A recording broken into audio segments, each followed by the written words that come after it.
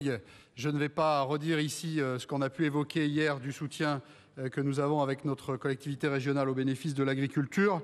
On a parlé du budget, on a parlé surtout de la cohérence que nous avons entre l'ambition affirmée et les actes mis en œuvre. En revanche, et cela nous échappe, il reste des difficultés, je dirais même une colère profonde au niveau de la profession agricole, compte tenu des annonces qui ont pu être faites ces dernières semaines par le gouvernement et qui n'ont pas été suivies, à ce jour au moins, d'aucun effet. On est dans un moment où d'ailleurs les choses se sont même renforcées. Je citerai le sujet des IED qui a été évoqué à l'occasion de quelques amendements hier, pour lesquels ce plus bel exemple de la surtransposition qui fait qu'en France, nous avons contraint bien plus nos élevages qu'ailleurs en Europe, eh bien, cette directive IED a été l'objet d'un vote encore pour renforcer la situation.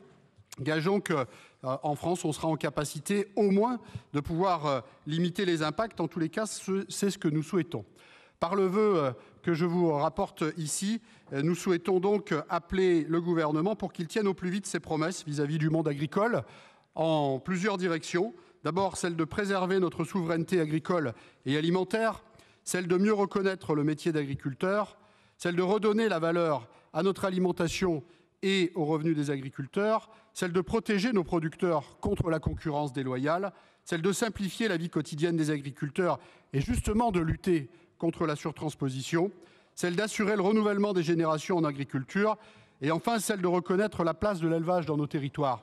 Il ne faut pas oublier qu'il y a quelques mois seulement, lors du sommet de l'élevage, nous étions tous mobilisés autour du manifeste pour l'élevage. C'est l'occasion de le rappeler à l'occasion de ce vœu. Et enfin, de rappeler que nous sommes toujours dans l'attente d'un projet de loi d'orientation agricole. Il doit intégrer ces problématiques et les différents sujets qui ont été évoqués ces dernières semaines dans ce que je qualifie de légitime colère du monde de l'agriculture. Je vous remercie.